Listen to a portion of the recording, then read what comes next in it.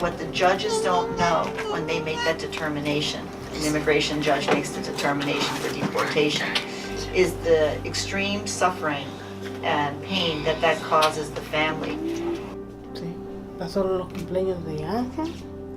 I had heard in the morning on the radio there was a racial profiling and they were detaining Hispanic men in Jinx. The police told him that he had an outstanding car ticket, traffic ticket, and he was driving without a license, so that was pretext for them to arrest him and to take him down into the Jinx jail. When we went and to check in to see and to inquire further about what was happening, they told us that he was not going to be released because they had found drug paraphernalia and including some crack. I ended up hiring a private attorney to get us through this, and eventually all the charges were in fact dropped, but he had been placed in an ICE hold. He was unauthorized to be in the country, and that was grounds for deportation. February 22. That's the day he was deported. We have to cut back on our food. We have to cut back on our outings. We have to cut back on clothing. We have to just live in a way that we can't have any additional expense just so that we can survive. Where the kids might ask for chicken nuggets and Coke, that would be the treat that she can't afford. We've tried our best just to kind of keep moving forward. The children, of course, miss him terribly. They always ask me, when is our daddy returning? And Angel's the one who has the biggest fear. He doesn't want to go to school. He seems to put up the biggest resistance. He's afraid that I drop him off at school, that I won't be back to pick him up. And so it's a constant struggle trying to get him to go to school and to drop him off and to be separated from him. So the fear of deportation is the main issue that's affecting our immigrant community here. It has caused a lot of uncertainty as to when will someone be picked up for a minor traffic violation that could lead to detainment and deportation.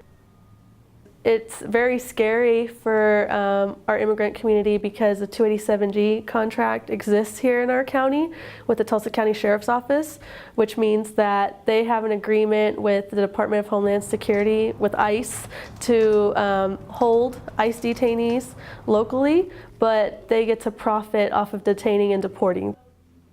When someone's deported, you don't know when you will see them again, especially if they're being deported to parts of a country, their native country, that have extreme violence. You don't even know if you will get to see them alive again, because that has happened to some children in our community. They have lost a parent who lost their lives being deported back to their native country. It really affects the mental health and physical health of children, which also impacts their performance in school. It's so complex, and the consequences affect so many people. Because ICE knows about his deportation was completely unfair, and it was unjust and unfounded. It should never have happened.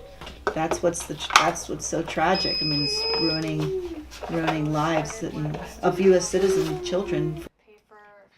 We have no extended family or support system, so our whole life has now been restructured around this tragedy.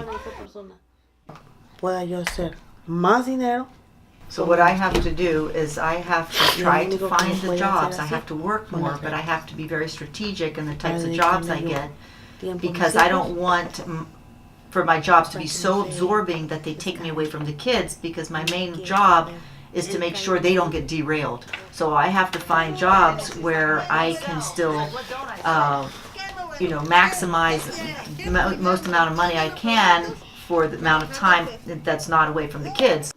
The best thing I can do is sales. That's going to probably most likely be the best scenario for me in terms of, my economic sustainability.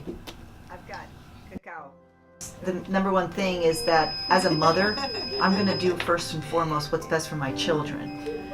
And so for me to take them to Mexico, what's problematic about that is that, they're going to experience violence. They're U.S. citizens, they're not Mexican. It's not the best interest of the children for me to go there. Just any.